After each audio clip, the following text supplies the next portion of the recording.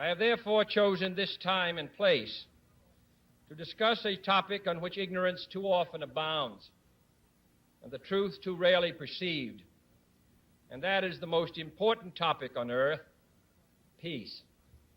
What kind of a peace do I mean, and what kind of a peace do we seek?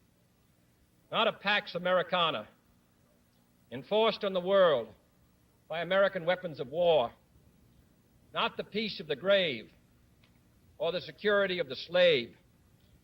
I am talking about genuine peace, the kind of peace that makes life on earth worth living, the kind that enables men and nations to grow and to hope and build a better life for their children. Not merely peace for Americans, but peace for all men and women. Not merely peace in our time, but peace in all time. I speak of peace, therefore, as the necessary, rational end of rational men. I realize the pursuit of peace is not as dramatic as the pursuit of war, and frequently the words of the pursuers fall on deaf ears, but we have no more urgent task. First, examine our attitude towards peace itself. Too many of us think it is impossible. Too many think it is unreal. But that is a dangerous, defeatist belief. It leads to the conclusion that war is inevitable, that mankind is doomed, that we are gripped by forces we cannot control. We need not accept that view. Our problems are man-made. Therefore, they can be solved by man, and man can be as big as he wants. No problem of human destiny is beyond human beings. Man's reason and spirit have often solved the seemingly unsolvable, and we believe they can do it again. So let us persevere. Peace need not be impractical, and war need not be inevitable.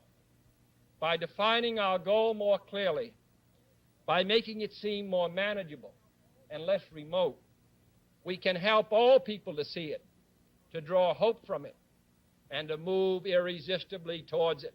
No government or social system is so evil that its people must be considered as lacking in virtue. As Americans, we find communism profoundly repugnant as a negation of personal freedom and dignity. But we can still hail the Russian people for their many achievements in science and space, in economic and industrial growth, in culture, in acts of courage. Among the many traits the peoples of our two countries have in common, none is stronger than our mutual abhorrence of war. Almost unique among the major world powers, we have never been at war with each other, and no nation in the history of battle ever suffered more than the Soviet Union in the Second World War. At least 20 million lost their lives. So let us not be blind to our differences, but let us also direct attention to our common interests and the means by which those differences can be resolved. And if we cannot end now our differences, at least we can help make the world safe for diversity. For in the final analysis, our most basic common link is that we all inhabit this small planet. We all breathe the same air. We all cherish our children's futures, and we are all mortal.